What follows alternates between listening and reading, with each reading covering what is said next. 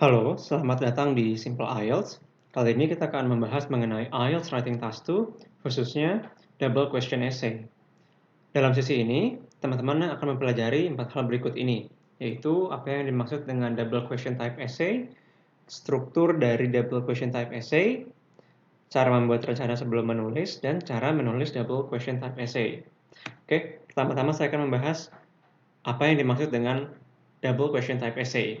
Jadi pada intinya double question type essay adalah essay yang memiliki dua pertanyaan. Normalnya di IELTS Writing Task 2 pertanyaannya cuma ada satu, kalau ini ada dua. Oke, jadi contohnya seperti ini. Pertama ada statement atau topik tentang suatu hal ya. Kemudian ada pertanyaan-pertanyaan yang mengikutinya.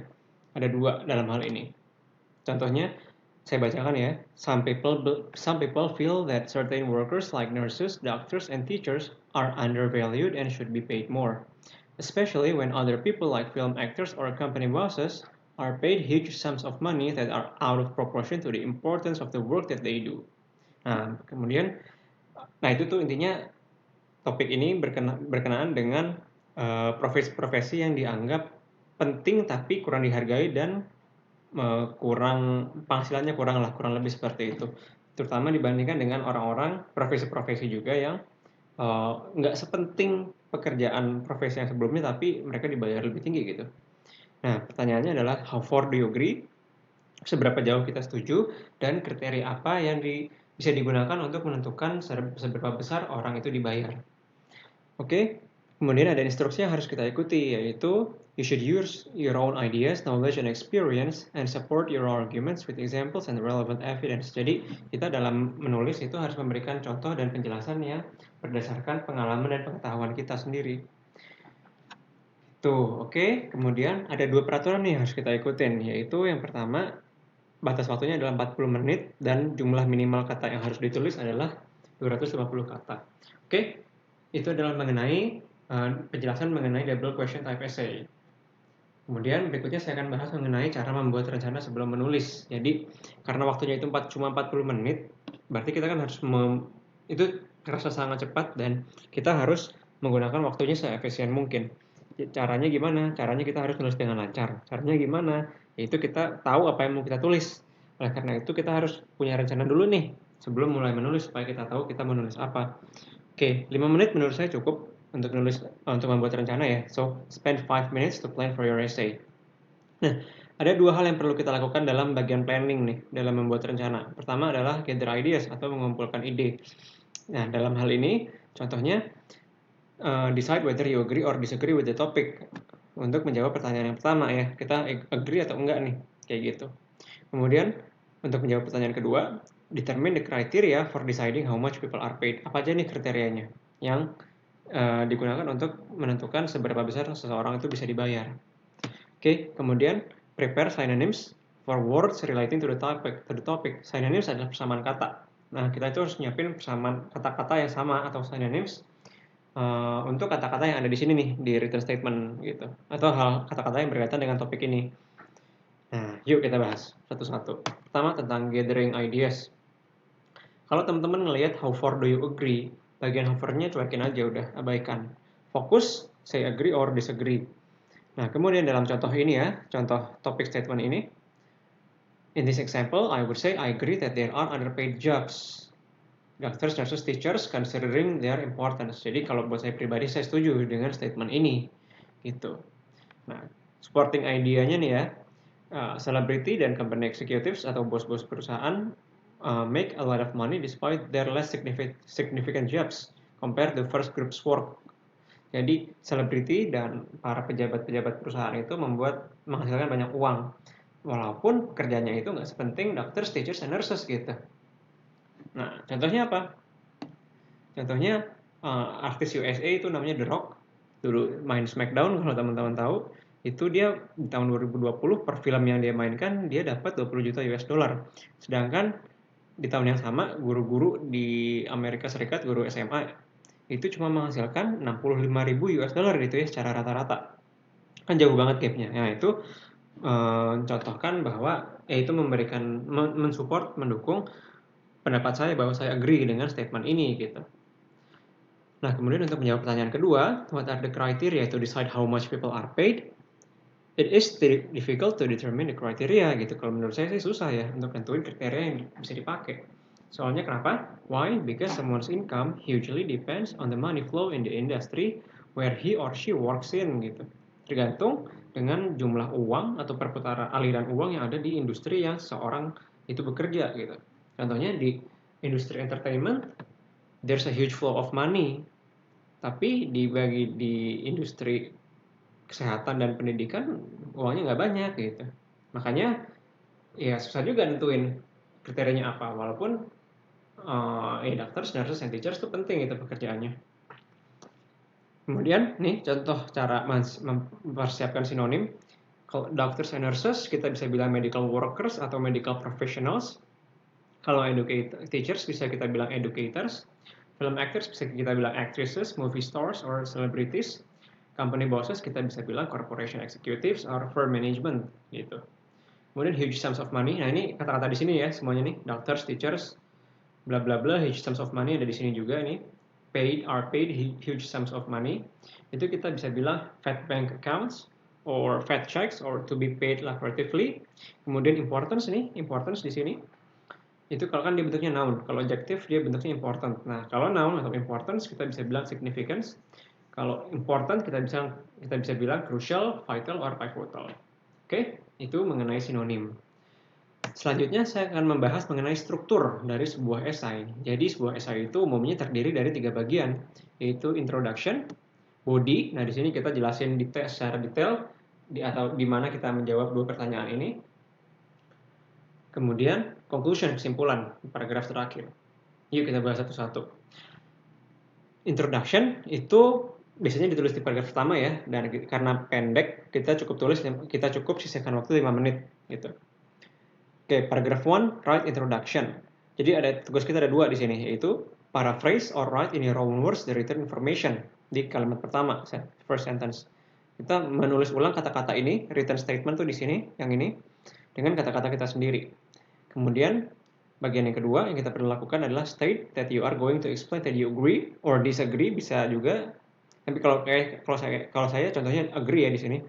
That you agree with this statement and the criteria to decide how much people are paid. Ini kita tulis di sentence kedua atau ketiga dan ketiga. Ini contohnya gini ya, cara parafrase. Kan di written statement dibilang bahwa some people feel that certain workers bla bla bla. Nah, kalau saya bilangnya, there are people that are underpaid, such as teachers, doctors, and nurses, and worth getting paid more considering their important roles in our life. Jadi, some people feel that certain workers, like nurses, doctors, and teachers,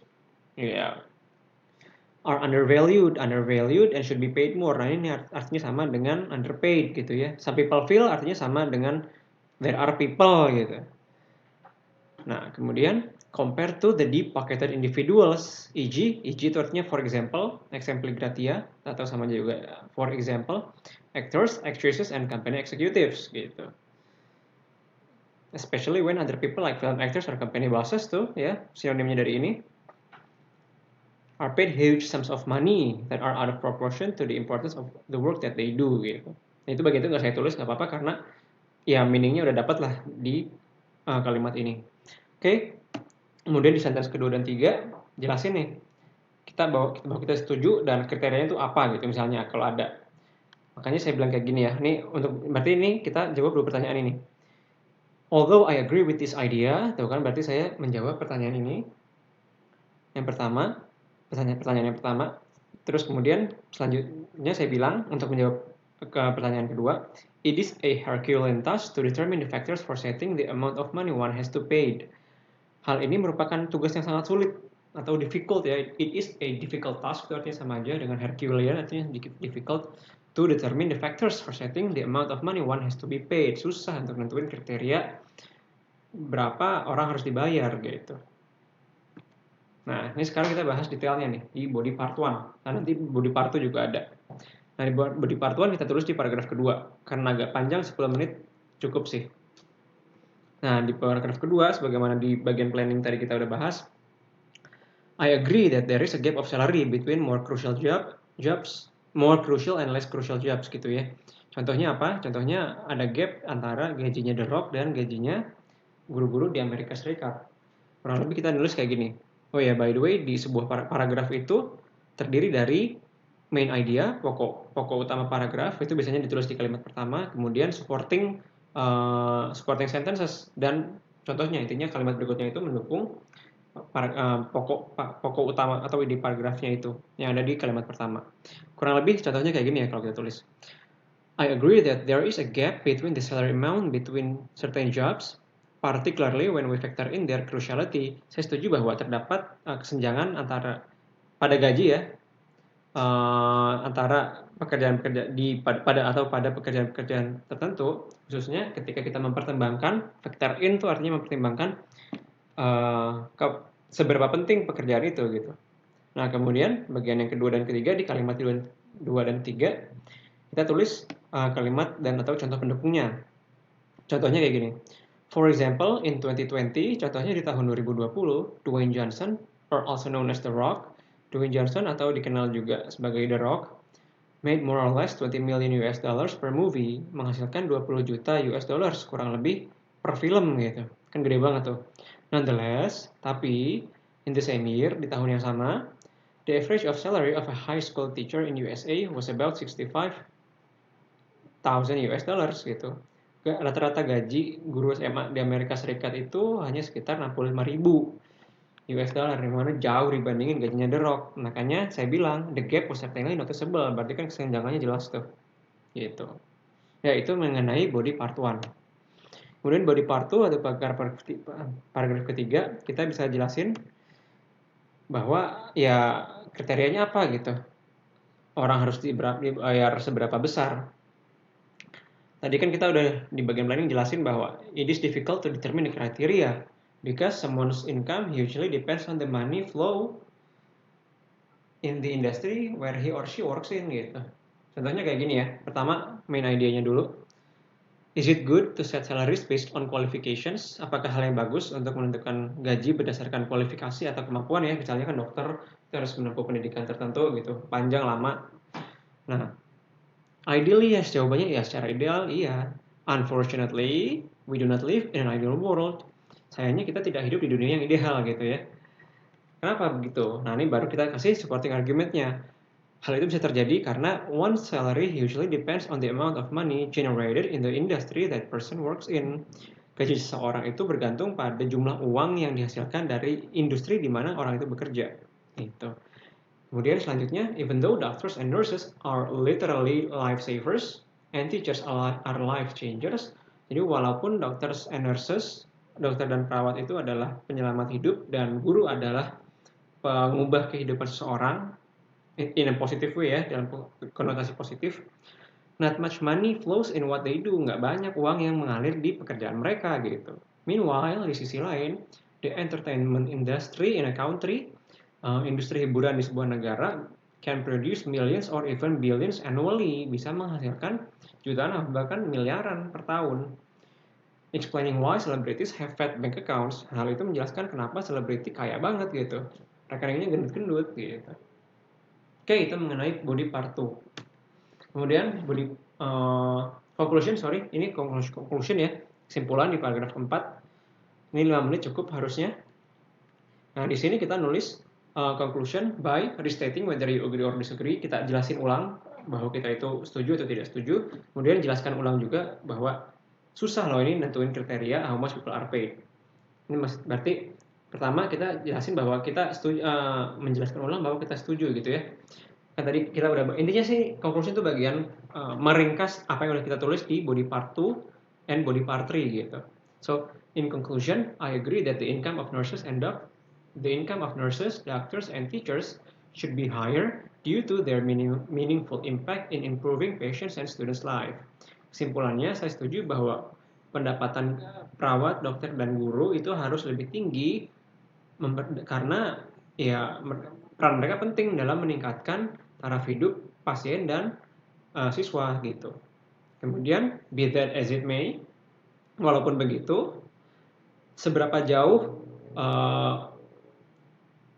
jadi gini ya, the extent of one's work industry in making money kemampuan dari sebuah industri dalam menghasilkan uang itu menentukan sets the amount of money that the workers take home, menentukan seberapa besar uang si pekerja itu bisa terima gitu. And that is the reason why it is difficult, if not impossible, to decide the line of salary. Dan hal itu menjelaskan kenapa sulit banget atau bahkan bisa juga dibilang mungkin tidak mungkin gitu untuk menentukan batas gaji seseorang gitu. Oke? Nah, ini adalah contoh dari semua paragraf yang tadi kita udah tulis ya. Full essay-nya kayak gini. Ini ada introduction, ada body part 2, body part 3, and conclusion. Dan jumlah katanya ada 268 kata. Berarti ingat tadi jumlah minimalnya adalah 250 kata, ini 268 berarti sudah melebihi batas minimal itu. Soalnya kalau kurang dari itu nilai kita juga kurang. Oke? Itu aja penjelasan saya mengenai IELTS Writing Task 2 Double Question Type of Essay. Terima kasih sudah menonton sampai akhir dan sampai jumpa di video-video saya berikutnya.